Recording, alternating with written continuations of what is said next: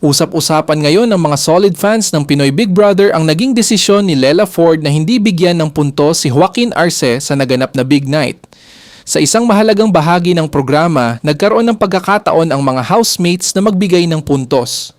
Isang desisyong maaaring makaapekto sa magiging resulta ng kompetisyon.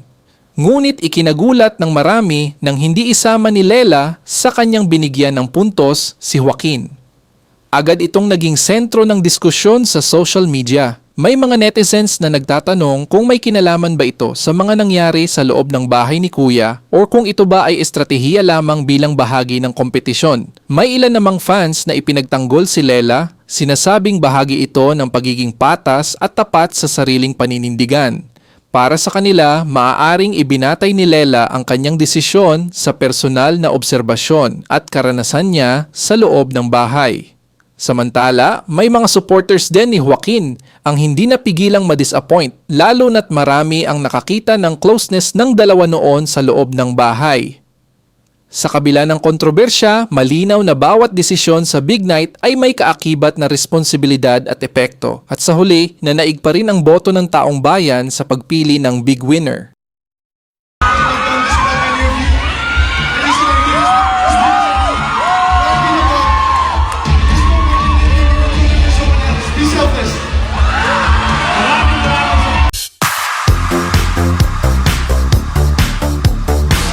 Siyempre, yung expectation, hindi naabot ng mga umaasa. Ito yung sa stepson ni Angel Locsin na si Joaquin Arce. Di ba, hindi naman siya isinigaw na winner.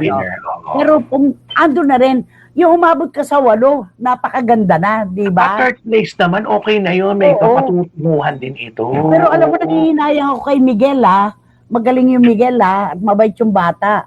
Salamat doon sa mga bumoto kay Miguel. May mga kaibigan akong sumuporta sa kanya. Dito naman kay Joaquin, ang ano ko lang, hindi naman talaga kasi yung mga nagsasabi, milyon ang gagastusin ni Angel dyan para manalo lang. Hindi po. Sabi nga niya, 12,000 dadagdagan lang niya, di ba? Oo. Kung gagamitan niya daw, kasi gusto kasi ni Joaquin, kung mananalo siya ay dahil sa gusto siya ng tao. Dahil hindi, tama yun. At saka maganda naman yung pinakita nitong si Joaquin. Hindi naman siya nagpakita ng negatibong pagtanggap doon sa ibinigay na parangal sa kanya. At saka, kasi ang sinisisi si Lela. Kasi binigyan siya ni Joaquin ng 20,000 votes. Si Lela, hindi siya binigyan, binokya. Kaya nga sa lahat, si Joaquin yung walang boto na ibinigay ng mga kasamahan. Pinagkaisahan daw ba? Parang ganon. Diba? Alam mo, marami talaga tayong maiisip pag mga ganyan-ganyan. Pa-contest talaga, alam mo, ang contest talaga, wala talaga, wala talaga yung solidong kahit kaibigan mo, pag magkakasama kayo. Kasi contest nga yan kanya-kanyang diskarte yan para makamit nyo yung gusto nyo yung minimit-hit. Hindi, tsaka ito, tanggapin natin yung katotohanan. Habang iniisip nila kung kanino ibibigay, may calculator sa utak yung mga batang yan. May calculator, kakambal. Pag ibinigay ko pa dito, naku, baka lumampas pa kaysa sa akin. Yan, di ba? Pero ang maganda doon, positibo ang pagtanggap ni Joaquin. Yun lang po, maganda na. Di ba? At marami naman sumuporta sa kanya, di ba? Ito, yung kay Tita Odette pala, hindi ko nabasa ito. Itong kay na hindi pa ako. Okay, na ano ko na pala. Ito pala yung kay Wating-Wating. Hindi pa ako nakaka-recover sa pagka-big winner ni Lela Ford. May Joaquin Arce pa pala. Sabi ni Wating-Wating. Oo nga naman, di ba? Sabi ni Gaison, siguro na naging threat itong si Joaquin kasi nga anak ni Neil at Angel, kaya siguro pinagkaisahan tong bata na to. Pero di ako nanonood, nakikita ko lang sa FB. Gaison, magdadaro. Di ba alam naman sa PBB, kahit na hindi ka big winner, pag ikaw yung talagang ginusto, ikaw talaga yung, di ba? Ang dami namang nanggaling ganyan na sa mga patimpalak dahil kung sino nanalo, basta ungusan pa ng mga, di ba? Laging ganon, merong ganon. May calculator sila sa utak. Nung sinishare na nila yung kanilang hawak na boto, ay, teka muna. Randy Balagar, mali din ang hula mo, pero magpapadala na siya. Okay. Naku, nakakaloka itong mga dito. Talagang pinagkaisahan po si Joaquin. Imagine, 7 yung nag-share, pero ni isa na walang nagbigay sa kanya. Nagagalit ito.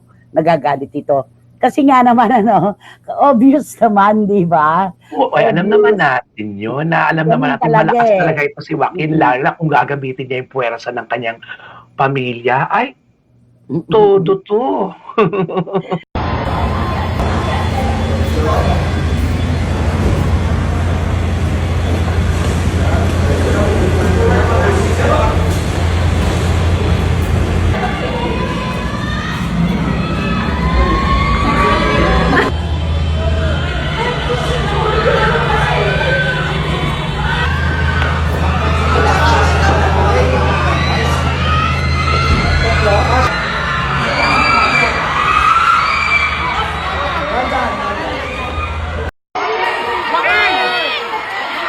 I love you! I love you!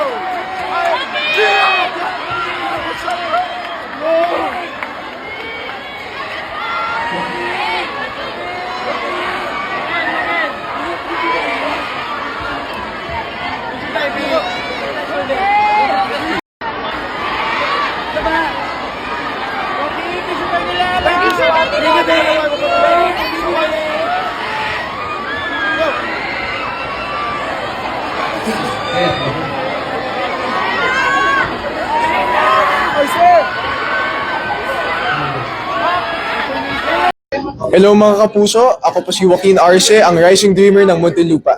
Honestly, ang nafe-feel ko lang tonight ay ang pagmamahal sa inyong lahat. Nagsuporta sa akin. Maraming salamat. I love you so much. I love you so much. Honestly, like I wouldn't be in this third place without you guys. I'm really grateful and I love all of you. Thank you so much. Well, I guess yung mga steps that I took sa loob ng bahay, yung paglakbay ko sa PBB, that at itself was yung pag-rise ko as, someone who dreams to be an actor, a really good actor. And I think PBB was a good platform for me. At para sa akin, I think natupad ko yun. At pinanindigan ko yun. Message to my family. Hi family, I love you guys so much. I miss you guys so much. I can't wait to tell you all the stories. Lahat ng mga chika ko sa loob, lahat ng mga karanasan ko sa loob. I can't wait to tell all of you about it. I love you guys so much. Sa lahat ng mga nagsusuporta sa akin, talagang nagpapasalamat ako sa inyo. Nagsakripisyo po kayo para sa akin at natutunan ko sa PBB na the sacrifices you make are for people you love. And to know that you guys love me, I love you guys too, and I'm willing to sacrifice for you too.